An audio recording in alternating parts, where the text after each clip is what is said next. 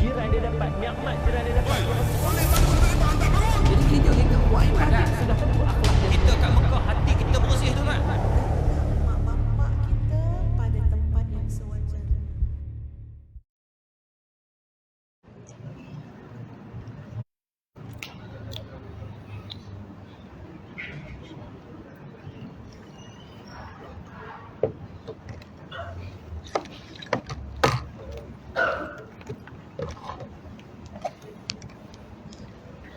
Bismillahirrahmanirrahim. Alhamdulillahi rabbil alamin. Wassalatu wassalam ala asyrafil anbiya'i wal mursalin wa ala alihi wa sahbihi wattabi'ina ila yaumiddin. Rabbi syrah li sadri wa yassir li amri wahlul 'uqdatam min lisani yafqahu qawli, amma ba'du. Assalamualaikum warahmatullahi wabarakatuh. Pertama sekali kita bersyukur pada Allah Subhanahu wa taala kerana dengan izin dan limpah kurnianya, alhamdulillah, pada tengah hari ini kita dapat sama-sama berniat i'tikaf untuk kita berada dalam satu majlis yang penuh barakah pada hari Jumaat. Kita susuli sementara menunggu waktu Jumaat berkumandang. Kita susuli dengan saling ingat memperingati yang seperti mana Allah Subhanahu wa taala sebut dalam Al-Quran, wa dzakir fa inna dzikra tanfa'ul mu'minin. Ingat memperingatilah kamu, sesungguhnya dengan ingat memperingati itu mendatangkan banyak manfaat dan faedah kepada orang-orang yang beriman. Seterusnya tuan-tuan, kita dapat mengejar rahmat Allah dengan dapat menunaikan solat berjemaah. Sebab menghidupkan rumah Allah ini salah satu daripada perkara yang ditekankan oleh Nabi kita. Kalau tidak, Nabi tak bina Masjid Quba, Nabi tak bina Masjid Nabawi, yang hari ini begitu gah di mata umat Islam seluruh dunia. Siapa sampai di Madinah, kalau tak pergi dua masjid ni pelik. Pasti akan duduk di Masjid Quba dan pasti akan pergi ke Masjid Nabawi. Masjid Nabawi itu bekerja lagi nak semayang 5 waktu. Jadi insya-Allah kita tak dapat nak menunaikan ibadah umrah tahun ni, tak dapat menunaikan ibadah haji tahun ni, tapi kita dapat menghidupkan rumah-rumah Allah Azza wa Jalla yang ada di sekeliling kita. Tuan-tuan yang dikasihi sekalian, Nabi SAW ni diutuskan sebagai idola kepada kita. Itu sebabnya Allah sebut laqad kana lakum fi Rasulillah uswatun hasanah. Nabi Muhammad tu contoh yang terbaik kepada kita.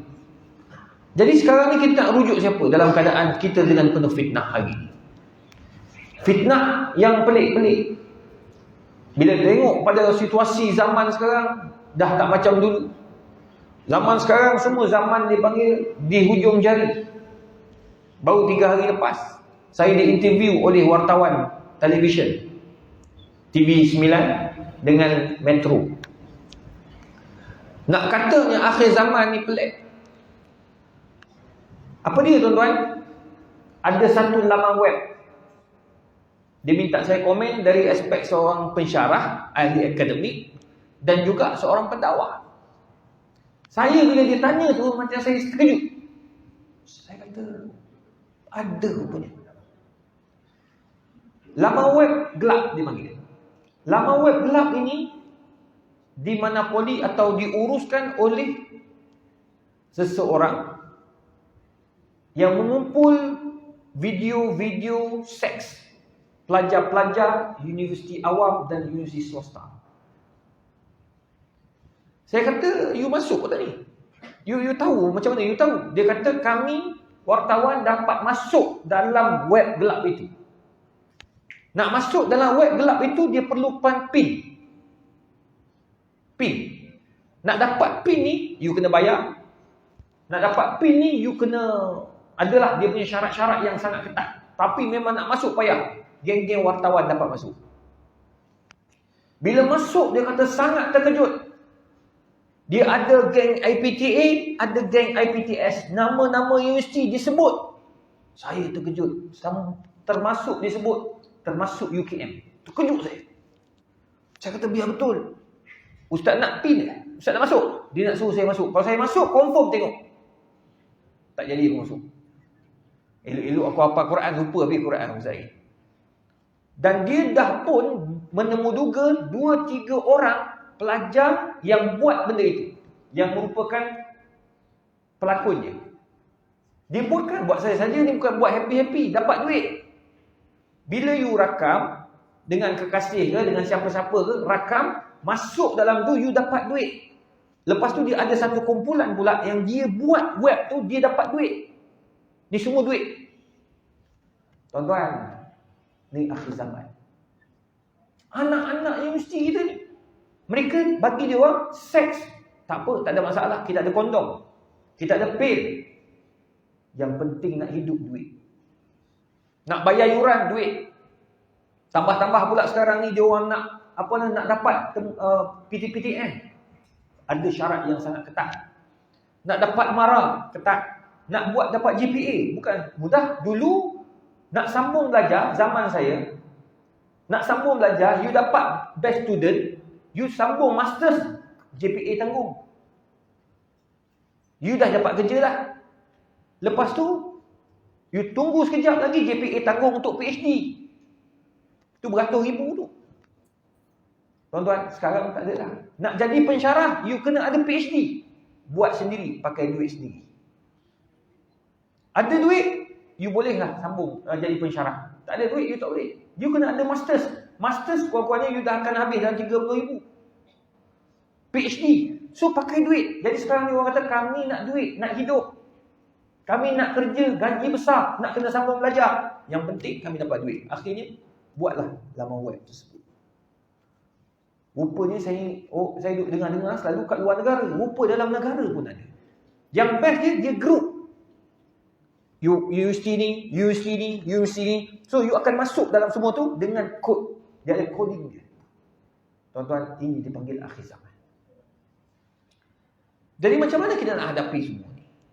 Nak hadapinya tuan-tuan, tak lain dan tak bukan. Kita kena ajak masyarakat kita buat sesuatu yang mungkin kita rasa tak biasa buat. Tapi kita kena buat. Apa dia? Pertama, hidupkan majlis ilmu yang ada di seluruh kawasan tempat kita ini. Macam tuan-tuan, Alhamdulillah, di Putrajaya ada. Dekat taman-taman ada. Saya terlibat dengan majlis agama Islam Negeri Selangor. Dengan wilayah kita terlibat. Tuan-tuan, mereka selalu sebut semua taman-taman baru naik, mesti nak ada surau. Kondo-kondo baru naik, mesti nak ada surau. Maknanya, surau dan masjid dah ada. Program ada. Sebab AJK ni ditukar ganti. Sebab apa? Nampak AJK, masjid atau surau yang tak perform, tukar. Bila tukar, dia nak yang aktif. Buat program. Panggil program untuk budak-budak, panggil program untuk surau, untuk anak orang tua, panggil program untuk geng-geng perempuan pula. Semua buat. Sebab itu Islam mengajar kita ilmu. Dan tajuk khutbah hari ni akan jadi bincang tentang apa? Skema. Yang best lagi ni, nak dia penting duit. Dia scam. Saya pun kena scam. Dah jalan RM5,000. Sebab apa? Yang minta tu pengurusi surau. Scammer. Dia guna muka pengurus. Kita kenal pengurusi. WhatsApp saya pukul 10 malam, 10.30 saya sampai rumah. Ustaz, minta maaf Ustaz, tolong. Kenapa? WhatsApp bukan WhatsApp, Telegram. Kenapa? Ustaz, tolong Ustaz, saya ada masalah ni. Anak saya accident. Dekat sekian-sekian, tak ingat dekat mana. Tapi accident lah. Saya tak boleh keluarkan duit. Kad saya kena telan. Oh, pandai ayat pengurusi surau. Kenapa? Jadi macam mana ni? Saya perlukan duit. Tolong masukkan dalam akaun anak saya. Dia sebut anak pula. Saya pun tengok cakap banyak. Transfer terus. Bila transfer, lusa lepas tu, jumpa kat surau. Kuliah maghrib. Saya kata, macam mana anak? Patah apa? Anak patah apa Ustaz? Patah. Minta 5,000 ni. Tak ada. Anak saya elok sihat. Pun tunjuk Telegram. Tak ada Ustaz. Ni scammer. Innalillah. Yang aku nampak 5,000 aku. Tak ada dah. Pergi report polis. Polis kata tak boleh buat apa. Dia kata ni memang scammer. Rupanya sekarang dia main. Rupanya Ustaz Farid Rabi kena juga. Ustaz tu kena, ustaz ni kena. Semua dia guna pengurusi surau. Gambar dia ambil ke mana? Tu, dekat dinding. Kan gambar AJK surau kan? Semua dia ambil. Tak guna punya scammer. Siap bagi salam, waalaikumsalam, semoga Allah rahmati. Apa? Memang Allah tak rahmat kau tu. Ambil duit aku 5,000. Aku akan ingat dan akan tuntut di akhirat kelak. Lepas tu telefon tak ada dah lah. Wabillahi taufik, dia tukar lah pula. Tapi tuan-tuan, kenapa jadi macam ni? Kalau dia tahu halal haram, dia takkan buat kerja macam tu. 5,000 dia dapat, kau boleh kaya ke 5,000? Ada je bang. Tapi nak bagi tahu, ilmu manusia. Ilmu kena dihidupkan. Masyarakat kita kena ada ilmu. Tak ada ilmu macam mana kau nak bangkit? Macam mana nak ke depan? Tu yang pertama. Mana ilmu sekarang ni? Di masjid ada, di surau pun ada.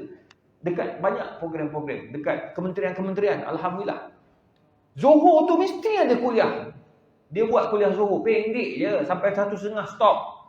Bukan kau kena bayar apa pun. Jabatan bayar kan? Semua, everything pun tak datang juga. Tapi Alhamdulillah sekarang ni KSU tu. Sekarang KSU. KSU dengar ada kuliah Zohor. Dia turun. Bila dia turun, habis semua turun. Sebab apa? Bos turun, takkan kita mesyuarat. Tengok, kadang-kadang pemimpin tu memainkan peranan. Betul kata Ibn Khaldun, An-nas ala dini mulukihim. Manusia akan ikut apa pemimpin dia buat. Tu pemimpin, sekarang ni Alhamdulillah, pemimpin ramai turun kuliah-kuliah maghrib. Kuliah subuh, diorang datang. Dengar. Sebab diorang kata, itu kepakaran ustaz-ustaz tu. Jadi dengar untuk mengambil ilmu. Itu satu, ilmu. Nombor 2, tuan-tuan yang dikasih sekalian. Perkara yang kita kena hidupkan untuk elak daripada yang tadi saya sebut tadi, isu tadi tu. Lawak, lucah, budak-budak kita terlibat dengan seks. Malam baru ni keluar pula kat surat khabar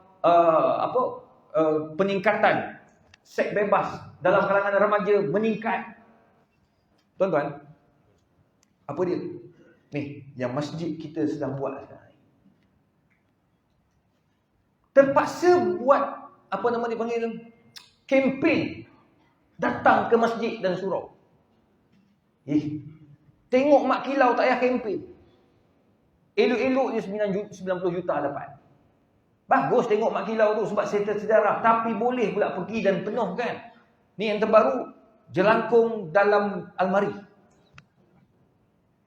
Baru berapa hari dah berapa juta dah dapat. Alhamdulillah kan. Jelangkung tu pun penuh. Masjid surau ni terpaksa buat promosi. Promosi apa? Ni. Budak-budak muda yang datang setiap pagi, budak-budak sekolah datang solat subuh dulu sebelum pergi sekolah, dapat RM5. Duit siapa? Duit kita lah. Yang kita duk bayar, duk bagi sedekah, duk bagi derma dalam tabung, tu duit kita tu. Nak imarahkan masjid. Nah, ini betul masjid guna duit. Ni dah dapat duit simpan, Baik aku letak ASB. Lah, labur dekat tu sana, labur ni dah dapat income lebih. Bagi kat masjid, suruh guna. Tu yang Profesor Datuk Dr. Farid Rabi dekat masjid dia, dapat masjid peringkat kebangsaan terbaik. Dia guna duit. Masa dia pegang 18,000 setiap bulan. Lepas dia pegang, dia guna. Dia bagi tu, dia buat program tu, dia panggil tu. Penceramah satu-satunya dekat situ, penceramah akan diaudit akhir tahun. Semua yang datang tu akan isi borang. Macam mana penceramah ni? Okey tak okey, okey tak okey. Akhir tahun, penceramah semua berdebur. Akan dapat surat sama ada suka cita atau duka cita. Kalau suka cita, akan disambung kontrak pengajiannya pada tahun seterusnya. Kalau tak duka cita dimaklumkan, kontrak ditamatkan. Sebab apa? Komen, semua orang tak faham. Mengajar pun tak faham, dia kata. Jadi terpaksa pendek tu dia punya. Tapi tuan-tuan, daripada 18,000 dapat, sekarang 32,000 setiap bulan. Bawah sikit masjid negeri. Sebab apa? Dia guna duit tu. Buat masjid, rumah imam, Imam pula memang 3 orang imam. Semua sedap suara. Sebab bayar bagus. Memanglah kena bayar. Anak murid saya dekat UKM, engineer. Jadi latihan amali industri dia dibayar 3,000 sebulan. Baru semangat budak tu kerja. Pagi-pagi sebelum subuh dah keluar dah pergi jabat. 3,000 sebulan. Ini bagi 200, itu pun atas ihsan. Budak tak nak pergi. Sebab saya jaga tu, latihan amali industri, universiti. Tuan-tuan, itu sebabnya kerajaan letak 900. Betul juga, bila letak 900, syarikat pula sakit. Syarikat kata, kami nak bagi 900, kami pun tak cukup makan. Bisnes tak jalan. Semua ada pro and con. Tapi tuan-tuan, masjid buat apa? Panggil orang, bagi. Budak-budak bagi RM5 setiap budak datang. Tapi dia ada bajet lah, RM5,000 lah kata. Ada RM5,000 masjid bagi. Bajet masjid RM5,000. Siapa pula yang datang konsisten akan dapat handphone pula katanya. Banyak betul hadiah orang bagi ni. Kau jangan salah guna duit, sudahlah. Lepas tu aku akan bagi macam-macam sebab nak tarik orang datang masjid. Apa lagi tuan-tuan?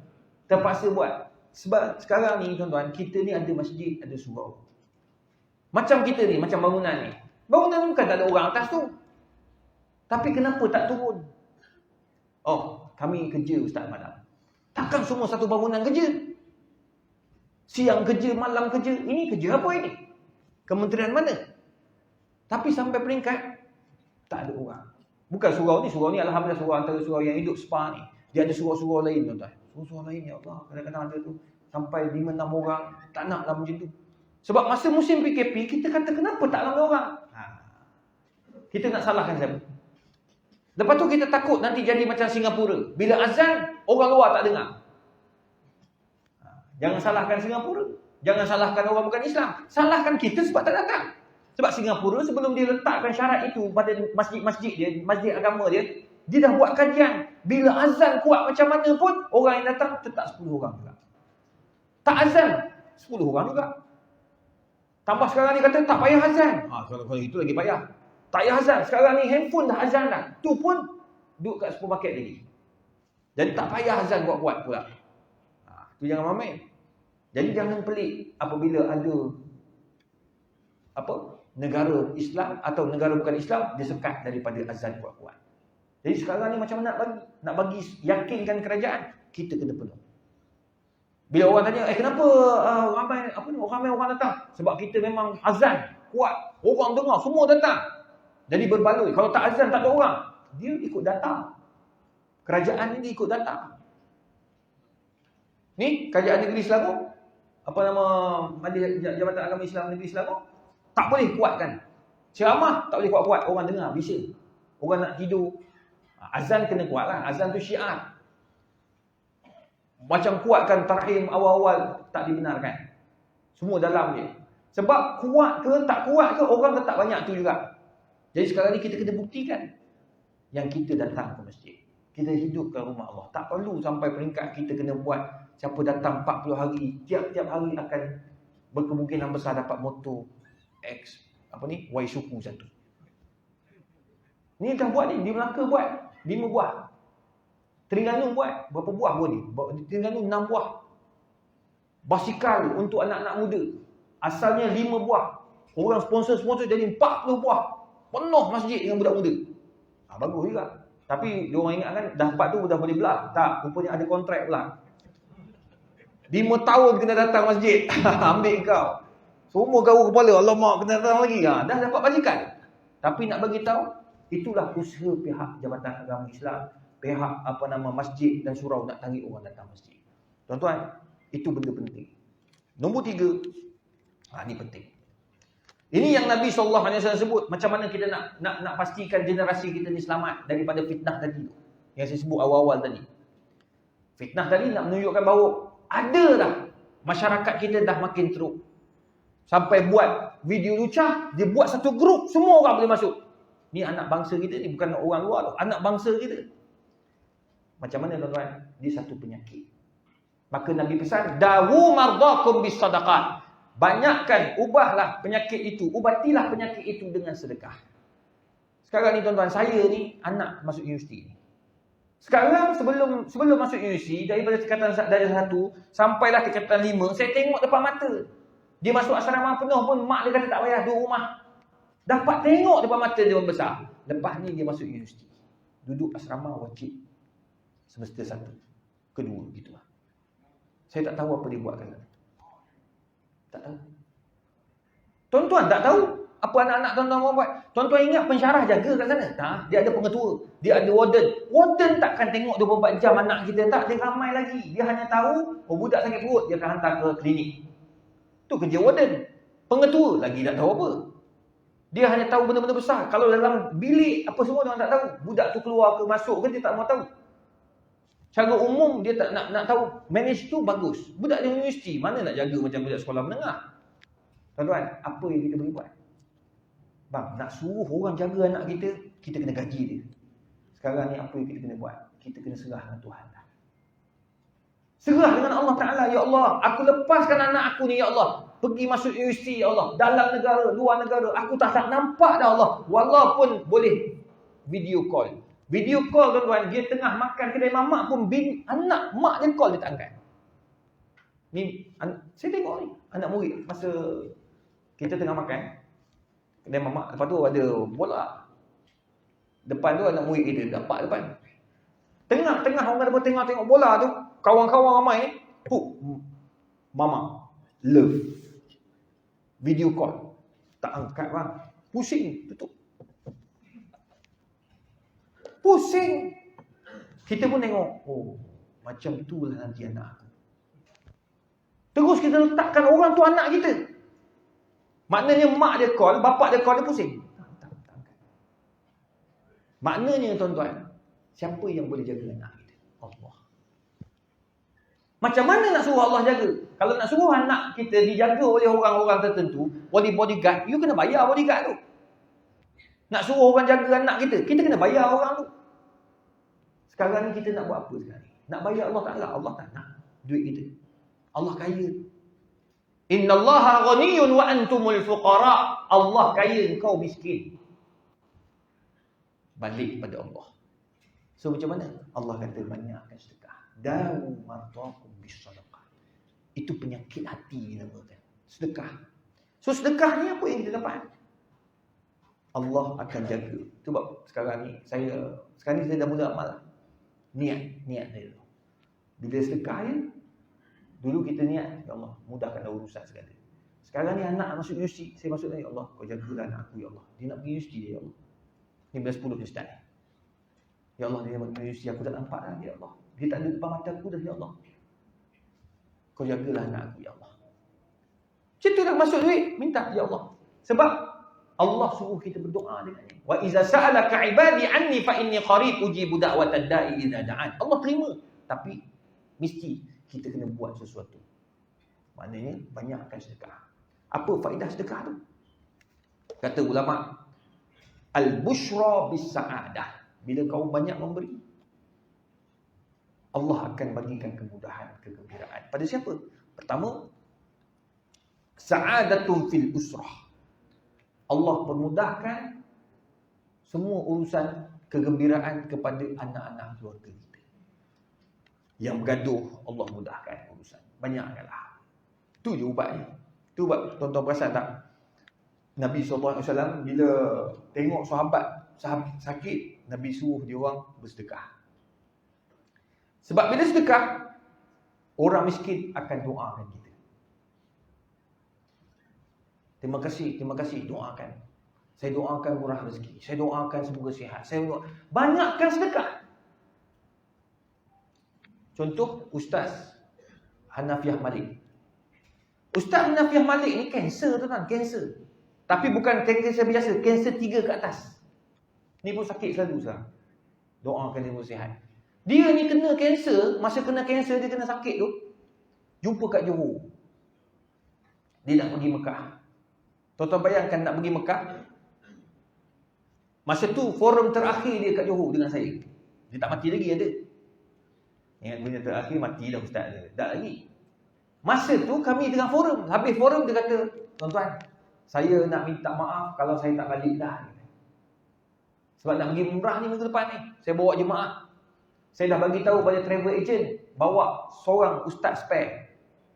Mana kalau saya mati, ada ustaz spare akan jaga jemaah. Memang dah ada dah seorang, dah sedia, travel sediakan seorang. Tuan-tuan tahu tak sebab apa? Sebab doktor yang rawat dia kata, tarikh dia pergi umrah tu, duduk dekat Mekah, masa dekat Mekah tu, dia meninggal dunia dah. Doktor anggarkan begitu. Aku tengok tak mati lagi dah tuan-tuan. Elok ada dia. Makna mati tu Allah punya. Kita tak boleh nak kata orang tu mati bila orang, tak boleh. Sebab itu hak Allah. Tapi dia tahu, doktor cakap atas pengalaman. Kalau kanser tahap dia selalunya tambah-tambah yang berkaitan dengan dia, yang kanser dia tu selalunya 6 bulan. Selamanya 3 bulan.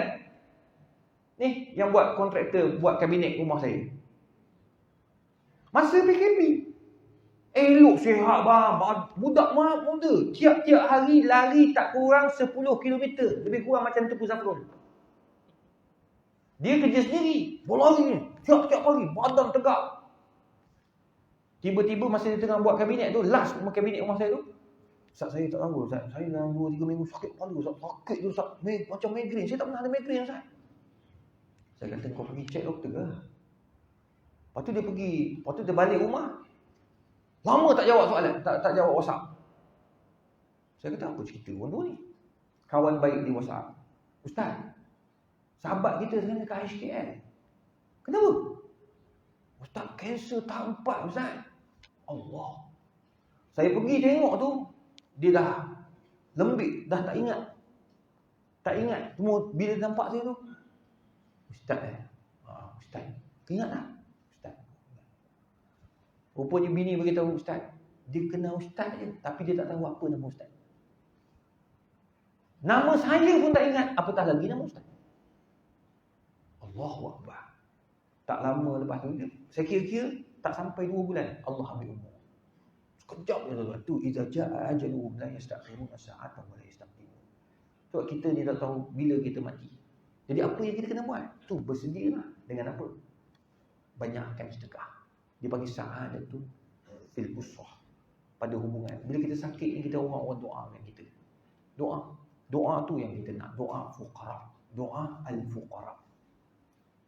Yang kedua, sa'adatu fi suhbah. Kita akan dapat kawan ramai. Tuan-tuan cuba tengok, betul kata Nabi SAW, apabila kamu mempunyai sifat suka memberi, kamu akan ramai kawan-kawan yang suka memberi. Kamu akan ada ramai kawan. Orang kedekut, dia takkan ada kawan. Sebab itu Nabi kata, la yadkhulul jannata al-bakhilu. Orang bakhil takkan masuk syurga. Maksudnya, orang bakhil, Allah pun tak suka. Apatah lagi manusia. Jangan rasa kedekut. Bagi. Apa yang kita mampu bagi, kita bagi. Jangan rasa kedekut. Kadang-kadang orang kata, jangan ajar tips-tips. Tak ada. Tolong, niat tolong. Allah tu maha kaya. Tadi saya bubuh minyak kereta. Masa saya balik daripada Shah Alam, saya singgah sampai kat Traffic Line. Macam biasa, orang jual asam. Saya selalu tolong untuk asam ni. Saya pun suka makan asam.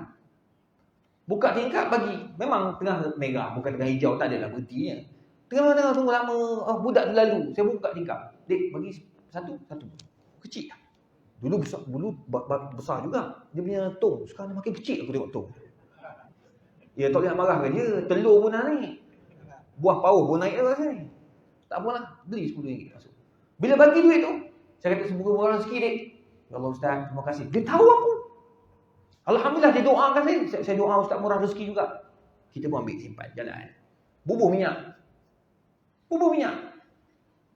Masa nak bubuh minyak tu saya letak RM100. Dia kata penuh dek. Saya pun pergi penuh. Bubuh penuh habis tu. Dah 89 lebih dah. Saya pun tutup.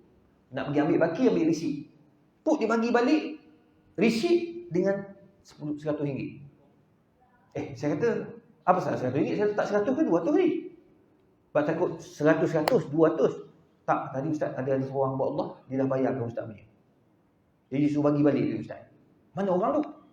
Tak, dia keluar Ustaz. Saya cari tak jumpa lah. Tengok ramai orang kan, tak tahu. Tengok.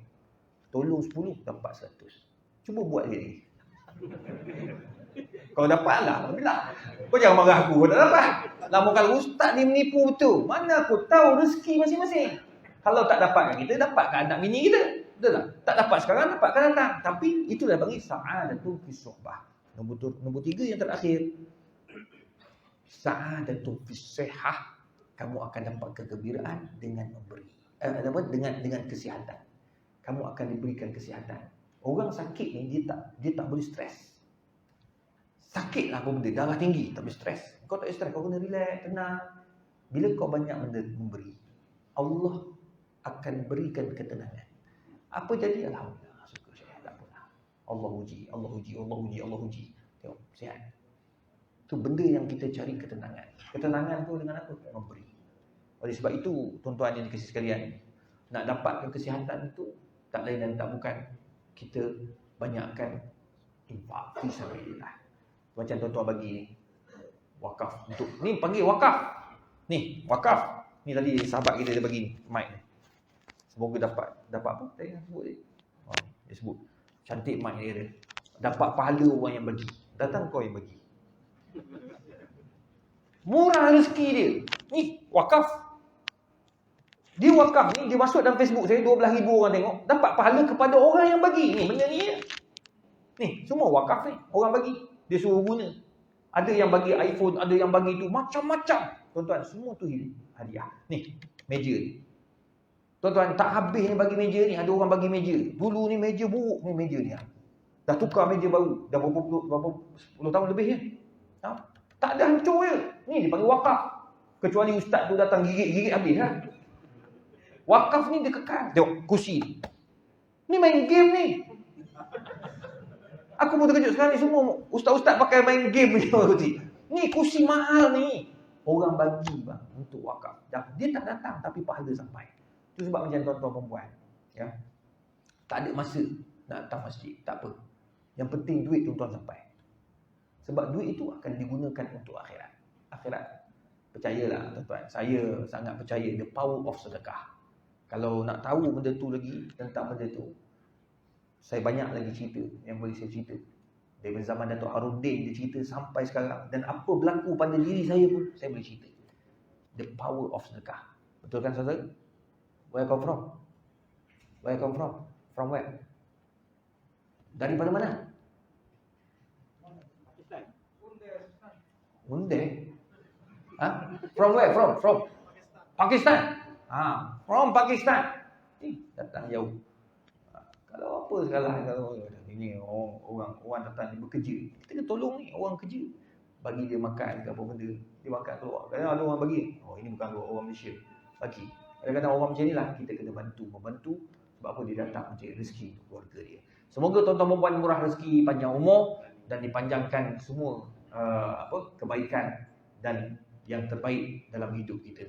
Apa yang baik itu daripada Allah Subhanahu Wa Taala, yang kurang daripada saya sendiri. Wabillahi taufiq wal hidayah. Wassalamualaikum warahmatullahi wabarakatuh. A'udzubillahi minasyaitonir rajim. Bismillahirrahmanirrahim. Alhamdulillahirabbil alamin wassalatu wassalamu ala Rasulillah wa ala alihi washabbihi ajmain. Allahumma faqihna fid din wa 'allimna at-ta'wil. Allahumma yassir wa la tu'assir ya mujibad da'wat. Allahumma ij'alna mahbuban fi qulubil mu'minina wal mu'minat. فبشرنا بالغنى إلى 120 حسنة فالله خير حافظا وهو أرحم الراحمين وصلى الله على سيدنا محمد وعلى آله وصحبه وسلم. تقبل الله منا ومنكم.